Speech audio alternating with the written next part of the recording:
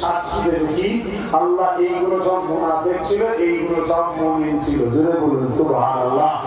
মুসলমান আমরা সবাই, প্রত্যেকটা বাচ্চা জন্ম হয় ফিতরাতের দিক দিয়ে মুসলমান।